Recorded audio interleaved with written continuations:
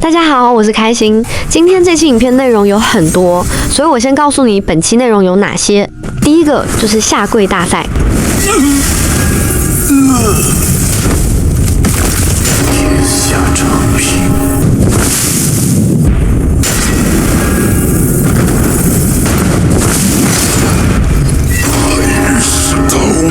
第二個就是默購大賽。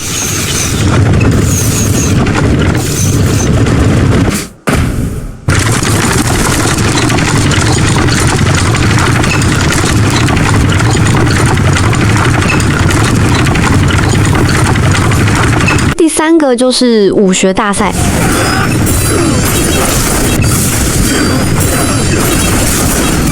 第四個就是一些新玩法，比如鵝天地大戰老母雞。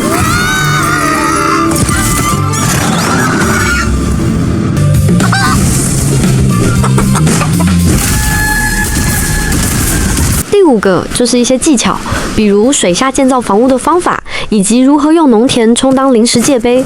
這些方法攻略非常實用，大家一定要看到最後。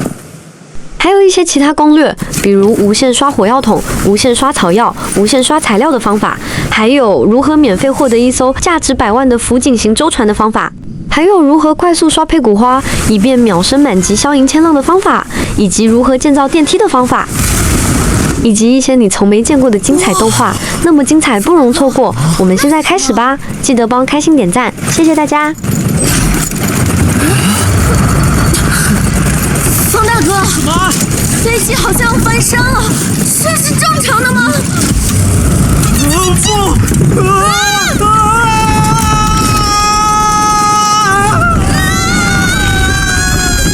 大家好，我是開心。最近葉雲搞了個投稿活動，叫俠奧會。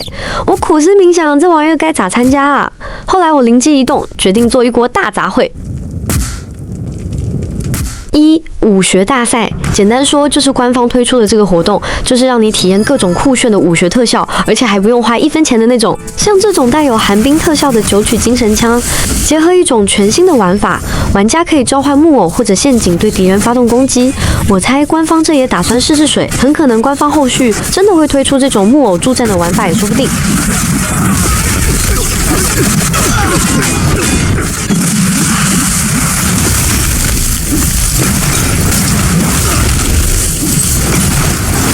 這是大家都喜歡的无名劍法特效，萬劍歸宗。我推薦你們把新法升級到6重，可以無限續盾，那是真的很爽。搭配新法燎原星火，可以無限刷劍氣。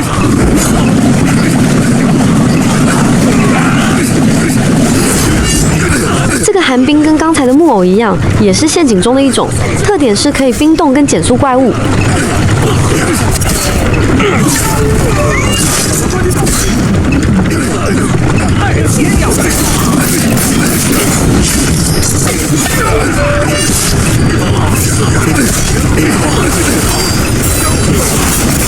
注意看，我可以無限發射劍氣。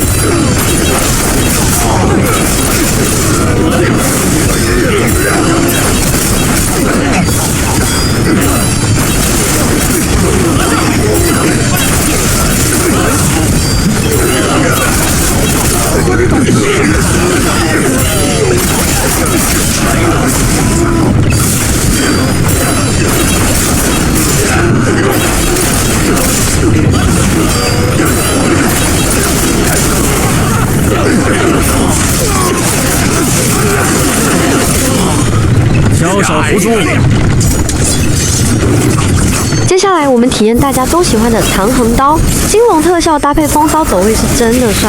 目前唐橫刀在國際服玩家的心裡排名第1，就是不知道你們國際服有沒有這種酷炫的金龍特效。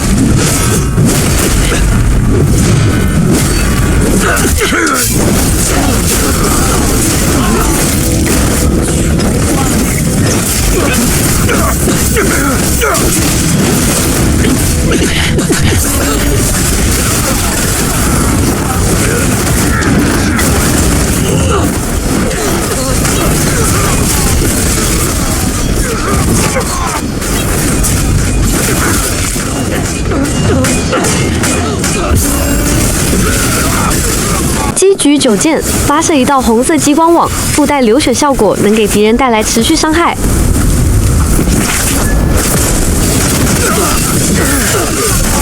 而且我覺得他這個後撤的動作也挺帥的。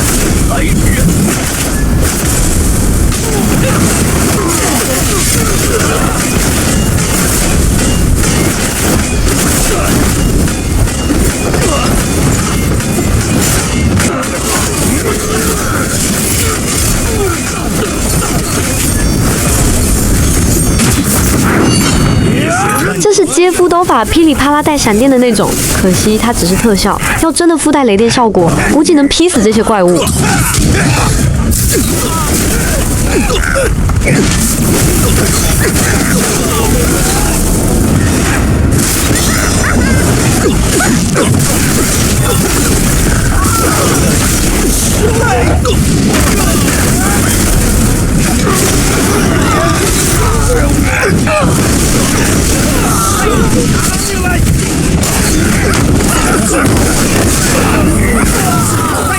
武學看完了，我們來看看武器外觀。我不知道國際服有沒有我們陸服這種帥氣的武器外觀，第一眼看上去就跟神器一樣，那是真的帥。哇，這個也挺漂亮。你們看看自己最喜歡哪種顏色外觀？不過我覺得還是第一款的紅色外觀最好看。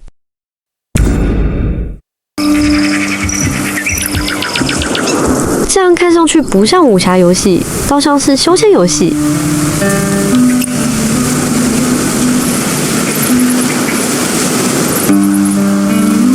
帥嗎？反正我是買不起，估計這樣一把武器至少得花幾千元。好在它只是看着好看，並不會附帶任何的效果加成。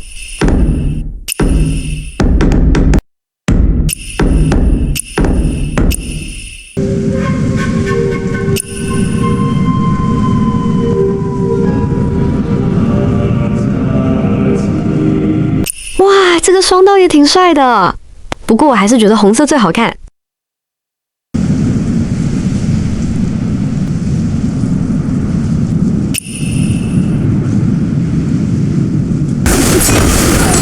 這是陸服的全脂奶媽特效，鳴川要點可以釋放一朵紅色的蓮花進行治療。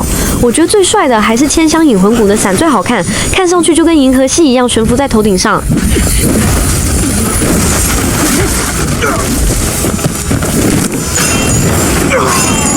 而且你們看背後這個粉紅色的翅膀像不像蝴蝶？這其實是鳴川要點釋放技能之後的特效。沒想到官方雖然出不了翅膀特效，但小心思其實都用在了這上面。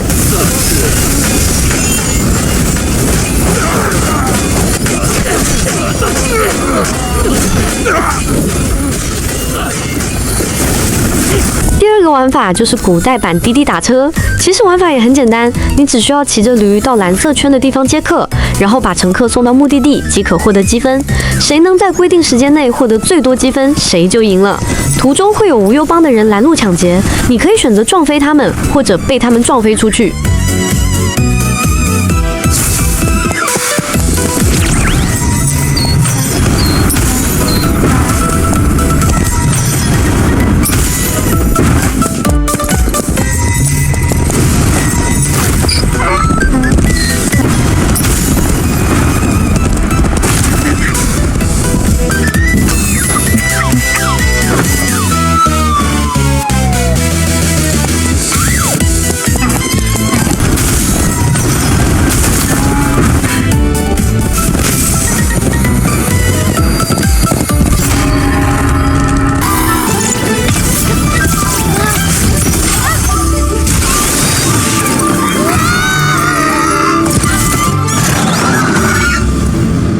第三個就是鬥雞大賽，旁邊的攤位是跟肯德基聯動的活動，順帶上線的這個鬥雞玩法。我玩這個鬥雞的時候就兩招，第一招定身，第二招開啟大招。途中也有一些小玩意兒，比如發射雞蛋遠程攻擊，用雞頭怒砸地面，還是挺搞笑的。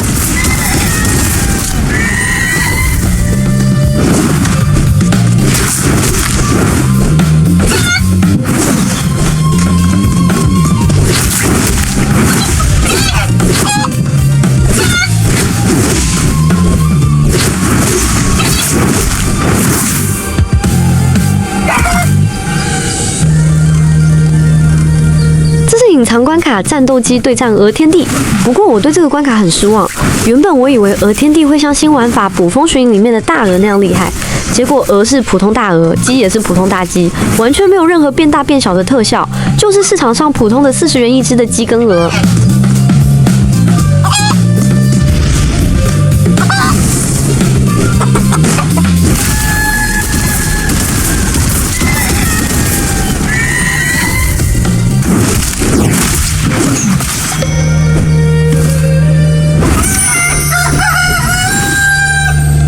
4個就是廚藝大賽，我並不是真的想黑它，實在是這個玩法都老掉牙了，無非就是摁住鼠標在屏幕上劃拉2下，這玩意叫切水果，現在換了個名字叫切蔬菜，可玩性並不高，還不如五子棋。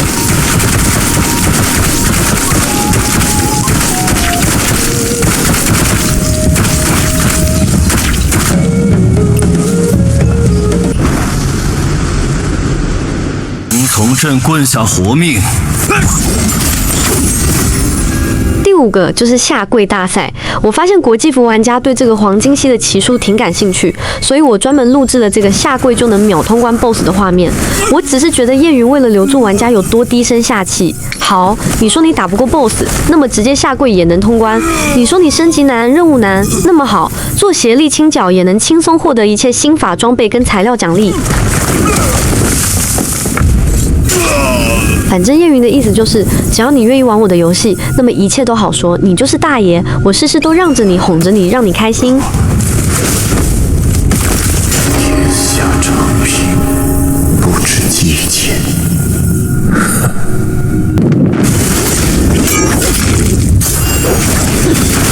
下跪也分很多種姿勢，你們看我這個滑跪帥不帥？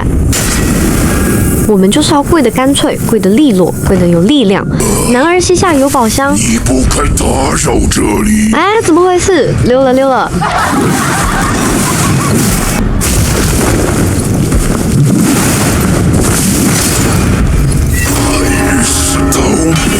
除了下跪，還有這個新奇術變成財神爺，也能輕鬆秒通關 BOSS。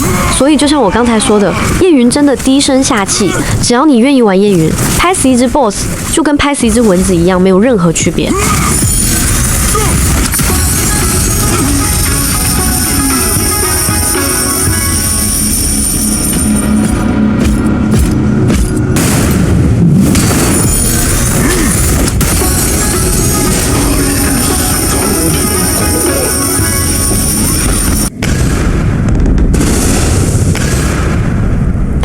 我怎麼變成狗了？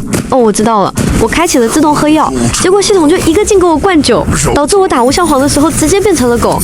唉，我還以為我變成狗能一口咬死無相黃呢，沒想到過去之後直接恢復了原狀。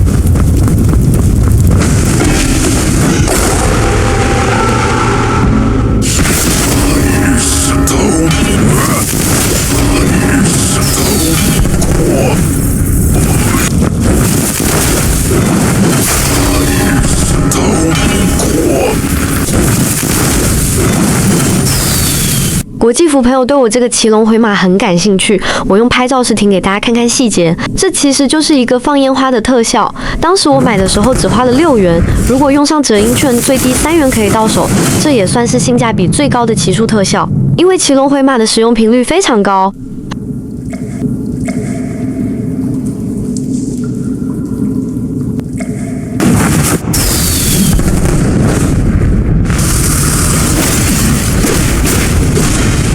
接着，咱們用拍照時停看看新武學天至垂象的動作。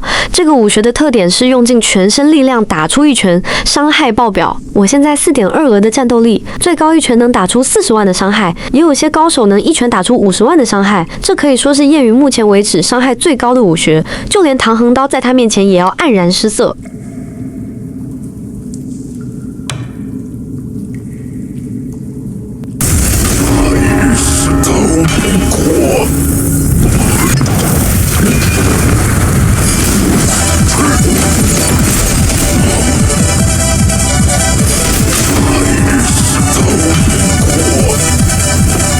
我用拍照时停看看无相黄長什麼樣子。Go！告訴大家一個秘密，你先用隱身術咬無痕，然後用縮骨功，這樣你就可以秒殺任何野怪，哪怕你面對着敵人，他也根本發現不了你，因為你身體變小之後是低於他的視線的。用這個方法不僅可以清小怪，也可以用於偷師武學。清完小怪，解除縮骨功，就能正常撿物資跟開寶箱。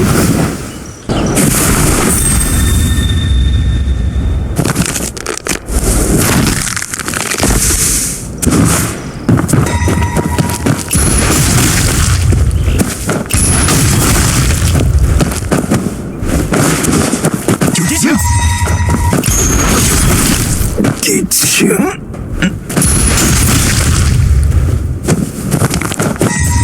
谁？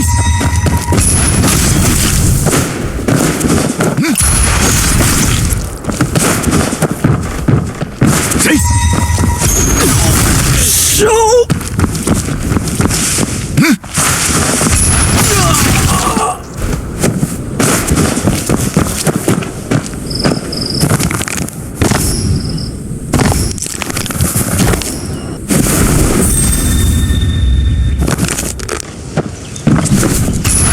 誓死效忠。第6個就是墨勾大賽。之前有玩家提問，這玩意兒對玩家有效嗎？想得美！要是有用的話，玩家早就被射成筛子了。人道艱難免如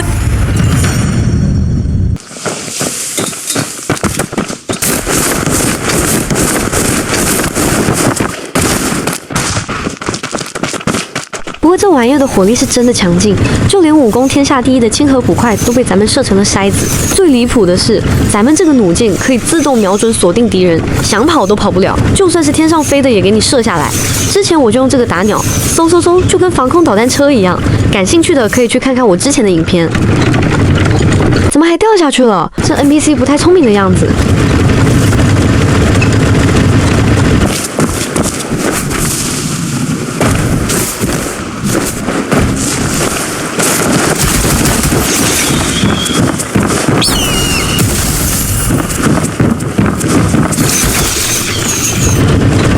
咱要是駕駛這玩意兒穿越回到大宋，那肯定也是頭號反賊。收復燕雲16州就別想了，先把趙匡胤拉下來。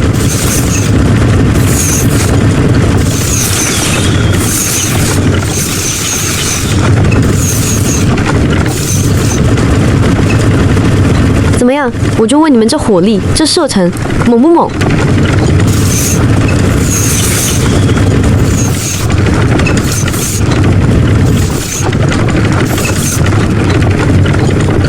造完戰車，咱們換種玩法。墨勾這種玩法之所以有意思，是因為它可以按照你的意願造出任何奇形怪狀的東西，天上飛的、地上跑的、水裡游的，再賦予它物理特性，它就可以真的飛上天。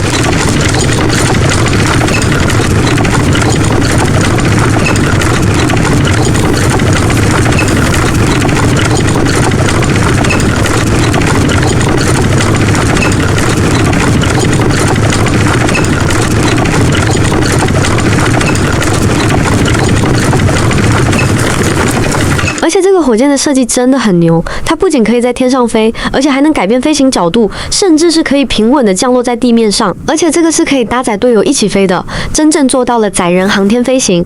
不過由於我錄製影片的時候好友不在線，所以就我一個人在飛。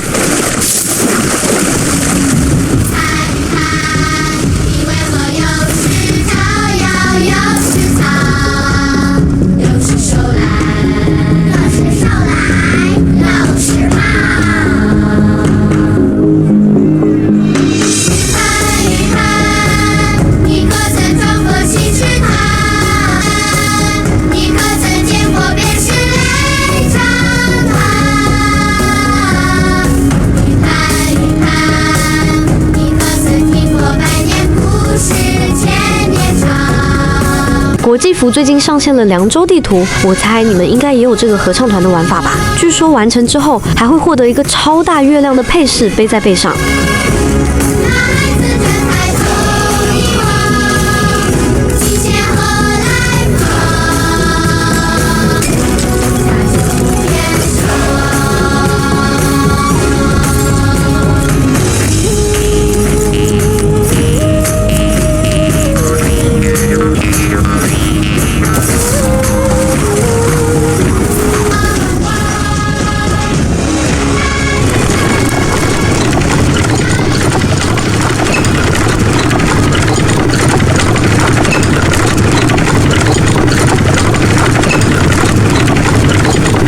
從小我就有一個當宇航員的夢想，沒想到國家沒有幫我實現的夢想，葉雲幫我實現了。我要一直飛，飛向月亮，飛向太陽。那個太陽就不去了，白天太熱，晚上再去。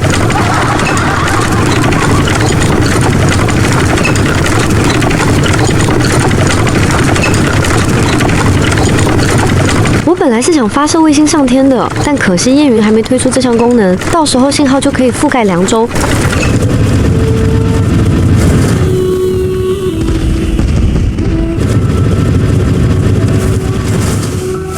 咱們去不見山看看，因為不見山有雲彩，所以這邊發射火箭會有一種穿破雲層的感覺。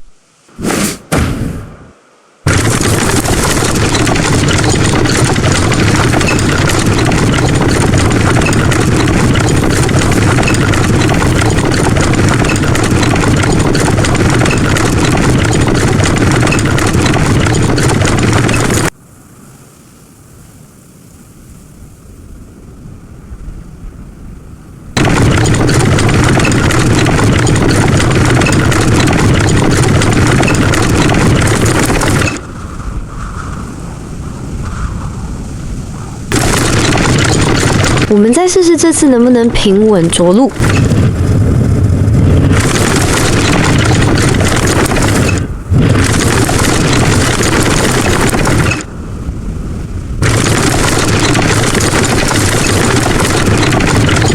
不是每次運氣都那麼好，主要是涼州那邊地勢平坦，這邊都是山，確實不好降落。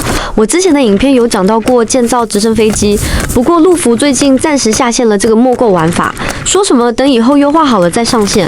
我現在這個是以前的存稿，所以等以後陸服沒購重新上線了，我再給大家錄製影片吧。現在大家看到的這個是不見山的分地圖滬沱，開心這也算是借着科普火箭的名義，帶大家提前參觀了不見山跟滬沱這兩張新地圖。而且你們看我這個火箭是可以拐彎的，我只需要按鍵盤上的方向鍵即可實現轉彎。這個玩法的話，可以在上面多放幾個座椅，這樣就可以邀請好友聯機一起玩。這個玩法只能在自己的單人世界裡遊玩，但是你可以邀請好友過來一起飛，在天上看看風景，還是挺好玩的。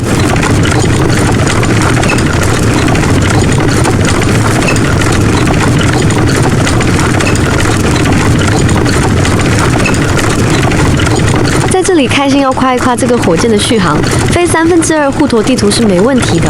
沒購這個玩法，只要你設計的合理，耗電量可以做到很低。反之，如果你不會玩，很快就沒電了。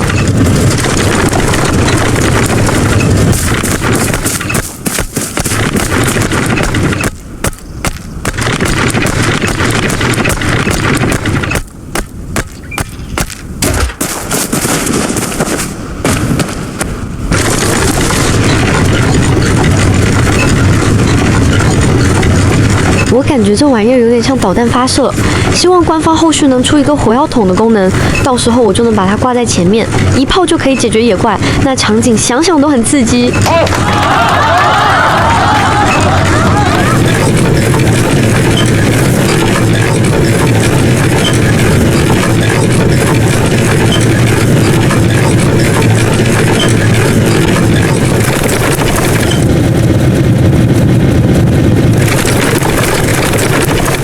终於降落成功了。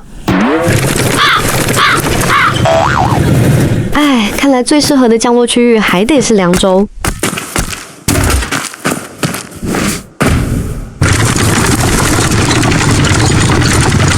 你們是不是很驚訝？我為什麼能在水下發射火箭？別急，一會兒我再教你們怎樣在水下建造。現在我打算把這個火箭開到山頂上去。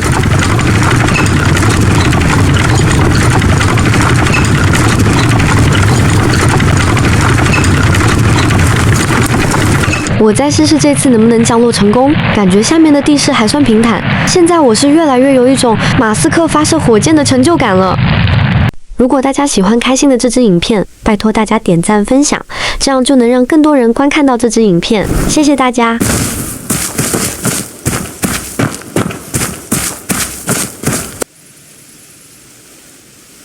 走，繼續往隱月山頂出發。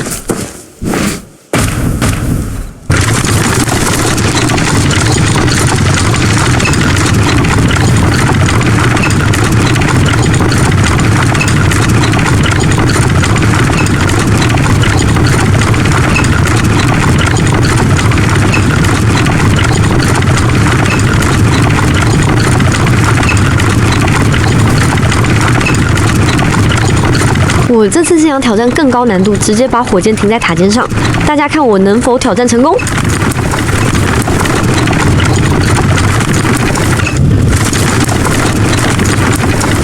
哎呀，就差一點，好可惜呀！我決定把木板加大一些，這樣停上去的概率就會大幅提升。其實開心也想做個技術主播，但奈何技術不允許。哎，調整角度，重新點火，開始計算三角函數、地球引力。因為螺絲釘的長度會直接影響到火箭的推力，你往下降落的時候，一瞬間它就會產生大量的送源通寶，俗稱 UFO， 這會嚴重影響經濟的發展，甚至對氫核開封以及充電器都會造成一定的核污染，你知道吧？所以你不管罩框印的切面是否完整，都不影響42號鋼筋水泥土的口感。對不起，剛才是宇航員的過敏反應。現在我們聊聊如何建造水下建築。首先，你來到清河的慈心鎮，沿着河邊鋪設一條木板，然後把梯子放上去，再把木板抽掉，繼續沿着梯子往下補充梯子。不過這時候你還是下不去，所以你可以按 Q 鍵千斤墜，直接沉到水底。成功之後，你再打開建造模式，把水下的梯子補齊，這樣下次你想進入水下就可以直接爬梯子。以防你們不知道，慈心鎮在清河的左邊。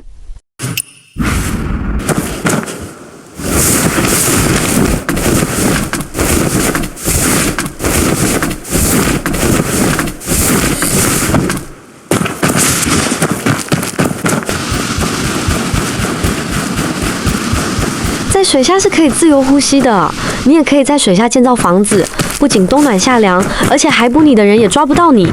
剛才我的火箭就是從這裡發射出去的，到時候海捕我的人來了，我直接乘坐火箭就上天了。你告訴我怎麼抓我？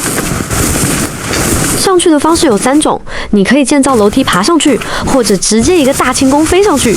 高端點的玩家可以建造電梯，1秒鐘抵達水面上方。下去的時候可以爬梯子，也可以直接在水下建造臨時界碑，直接傳送過去。方法我一會再講。我現在有個創意，你們可以在水下建造龍宮，如果能養魚，那就更加有趣了。臨時界碑的放置方法，直接打開建造模式，按 TAB 鍵切換到家業，然後在水下放置一塊農田即可。放好農田，直接傳送過來就可以了。這樣你就可以在水下種田，也算是一種獨特又新奇的玩法。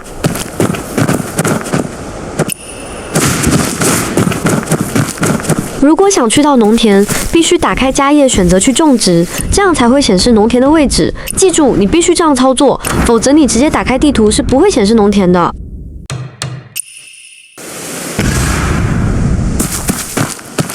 而如果你想放置農田，則不需要打開家業，你只需要直接打開建造模式，切換 TAB 鍵到家業種植模式，即可直接放置農田。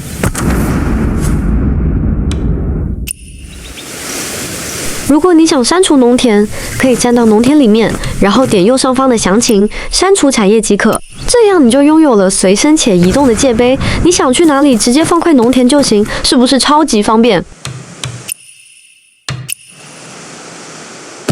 這裡開心要再次提醒你，建造農田的時候千萬別去點家業，否則系統就會把你強制傳送到清河固定的地方。反正你就記住，建造直接放，傳送才要用到家業。開心現在只有1塊農田，如果你們想要獲得2塊農田，就要升級家業的等級，因為當你擁有了2塊農田的時候，傳送起來會更加的方便。然後你打開奇遇任務，找到什麼九流這個奇遇任務。這個任務的後期會讓你去炸毀山洞，解救裡面的人。反正你千萬別炸山洞，這樣這裡的炸藥桶就可以無限刷。用完了你就點進入試煉，然後立刻退出來，這裡的火藥桶就又刷新了。重複這種操作，你就擁有了無限火藥桶。而且搭配我之前教你們的農田方法，你可以把它放到臨江驛，無限刷草藥。如果國際服刷不了也沒關係，反正農田你可以隨便傳送，火藥桶你也可以隨便傳送。你抱着火藥桶去刷據點，也怪被你炸得鬼哭狼嚎。或者你也可以抱着火藥桶去開封炸禁衛軍或者 NPC。還有，你們必須記住，炸藥桶不能跟好友聯機，因為只要聯機了，你就炸不了任何 NPC。接着，咱們說說如何免費獲得價值100萬元的福井行舟。你只需要來到豐河村界碑，到了之後往回走，這邊有個牌子，這裡會有很多人。按照任務指引，你就會獲得一艘福井船。但是你千萬記住，絕對不要把任務做完，因為做完了船就會消失。所以當你看到船出現的時候，就立刻停止，那麼你將會永遠擁有這艘船。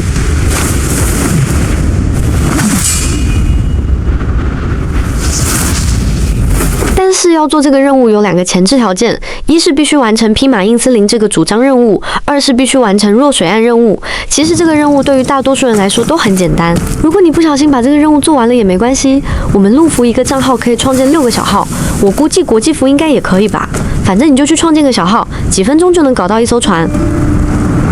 最近有粉絲跟我說，用電梯把古香花 BOSS 送到天上，開心覺得這個方法不錯，於是就實踐了一下。事實證明，這個方法確實可行。你只需要在 BOSS 出現的地方建好電梯，然後在電梯上面放3個重疊對齊的涼亭，這樣 BOSS 出來就會把它傳送到天上。而你只需要用弓箭或者9重傘，吹笛子也行，遠程把它的血量打到1半以下，這樣它就會噴白光，無限掉落佩古花。你只需要下去撿，就能快速把消銀千浪升級到滿級。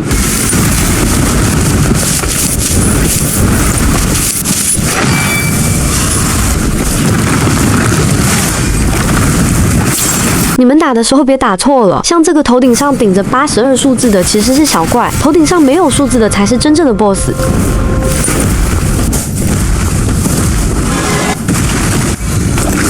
電梯建好之後，把這個邊修一下，讓佩古花可以掉落下來。關於電梯的建造方法，我在之前的影片有講到過，標題的開頭是河西攻略，大家可以去看看。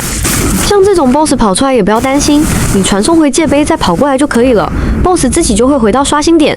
前提是你這個電梯必須精準的建造在 BOSS 出生的位置。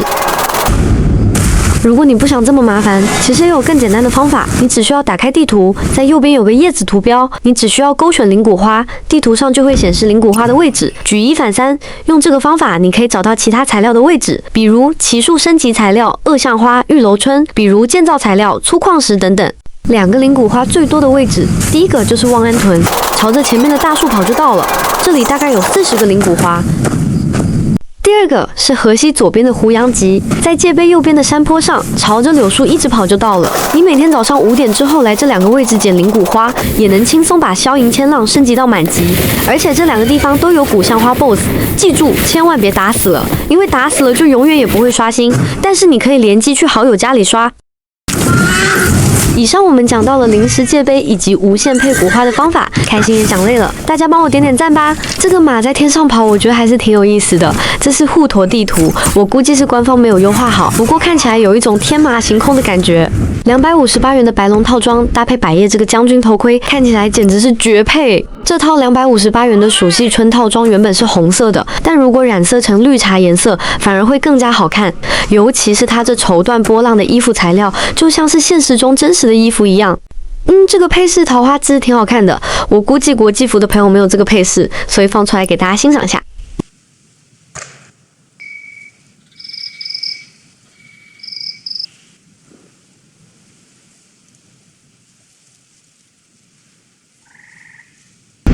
这个桃花劍外觀挺好看，女生肯定喜歡。這是雙刀的外觀，是2根木勺的樣子，幹飯人專屬。用折銀券之後只需3元，反正現在陸服就是人人都能買得起外觀，貴到30萬元一件衣服的君臨重銷，便宜到3元一套的衣服，有錢人和普通人都能找到自己的消費位置。其實我覺得這樣挺好，玩夜雲遊戲就跟現實中一樣，雖然我們同在一個城市，你買得起幾百萬一套的房子，我也吃得起10元1碗的螺螄粉。夜雲這幾種劍的武器外觀很有創意，什麼竹子、樹枝，甚至大蔥都可以拿來當劍使用，反正就是越怪越受歡迎。這是唐橫刀的武器外觀，一雙筷子。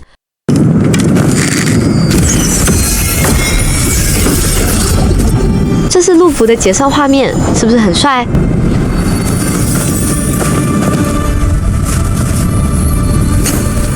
如果你被人海捕了，可以躲進開封的茶樓裡面去打牌，海捕你的人氣都氣死了，卻拿你一點辦法都沒有。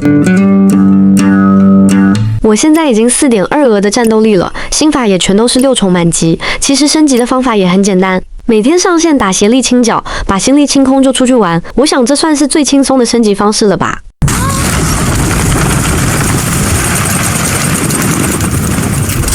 這是玩家第一次進入不見山的場景動畫，我提前放出來給國際服的朋友解解饞，畢竟國際服現在還沒有開放不見山地圖呢。馮大哥，那是什麼？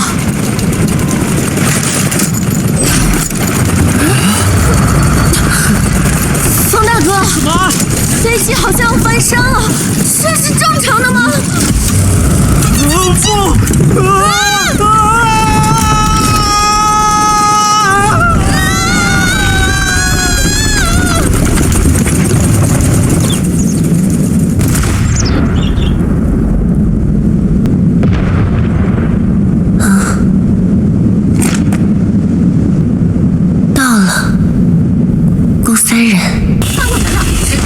這段動畫是我之前做葉雲16聲新年那期影片錄製的，當時影片的長度實在是太長，我把這一段漏掉了，現在給大家補上。這是關於盲人女孩鄭然的故事。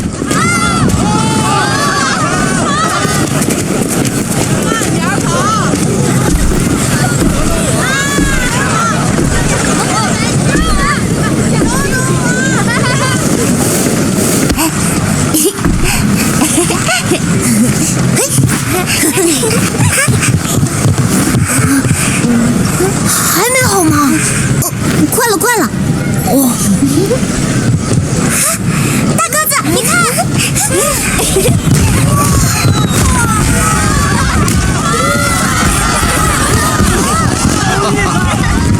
这场景说明策劃用心了。幾個要好的小夥伴在新年到來之際，並沒有忘記盲人女孩鄭然，而是帶她一起體驗了新年的快樂。雖然她看不見，但是能聽見這份熱鬧，能感受到小夥伴對她的關心。從這一刻起，他們不再是 NPC，而是活生生的人。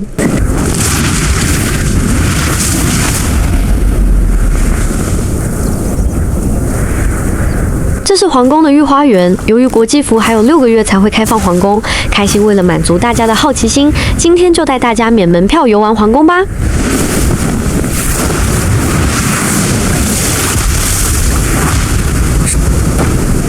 飛得還挺準，一下子就進屋子裡了。開封皇宮的特點是90%都是女性 NPC， 這裡可以說是美女如雲，有妃子娘娘，有女官和侍女，有御膳房以及多個部門。皇宮裡最常出現的是梨園和醉花陰這2個門派，因為是女生，所以在皇宮裡特別受歡迎。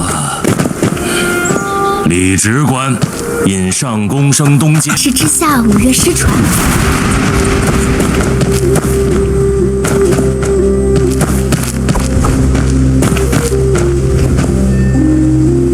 这不是阿石妹妹嗎？我正想着叫方邀樂師獻藝，定少不了梨園呢。此處相逢，甚是令我歡喜。說這些好聽的做什麼？皇宮不僅有界碑，也可以使用大清宮。走，帶你們看看皇宮地圖有多大。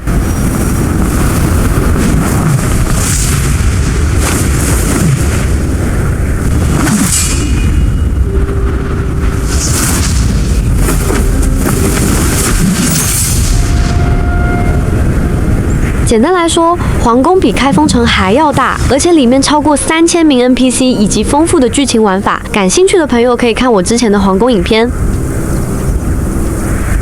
這些落花落葉。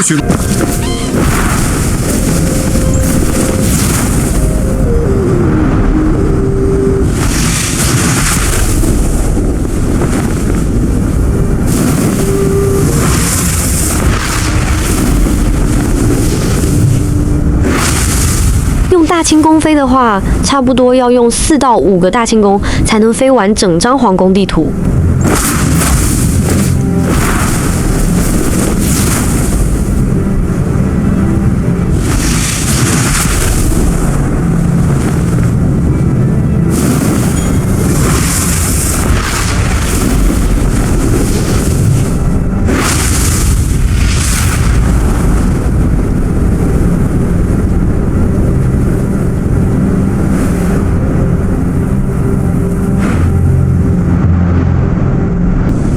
最後我發現葉雲最近偷偷的改了，就是大清宮可以貼着水面或者地面飛行，喜歡用御膳遊山的玩家可以耍帥了。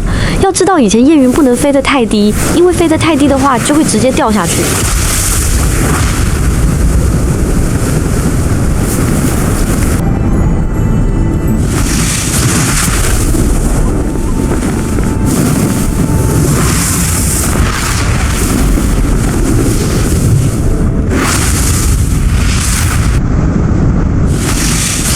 平須御風也可以超低空飛行，真的是很好玩，大家快去試試吧！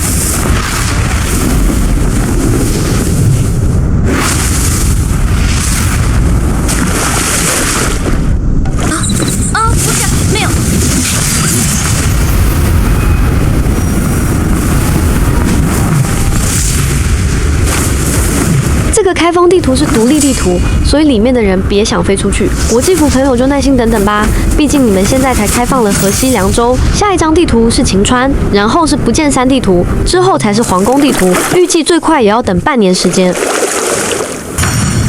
皇宮的捕快是一隻鸚鵡，它能100%抓到你，絕對不會失手。進去之後，你可以偷取它身上的鑰匙，不過免不了一頓皮肉之苦，反正你是跑不了的。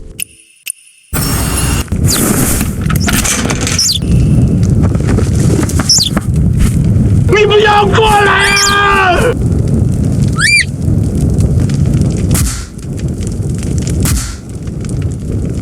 我試了好幾次，最後還是放棄了，因為不管你試多少次，只要你越獄，肯定會被抓，然後肯定會被打板子。感覺策劃就是故意在整你，給你希望又讓你絕望。我認為這一段應該是在致敬周星馳的電影國產007越獄那段劇情，什麼鐵腿水上漂，什麼武功蓋世，都不如花錢了事。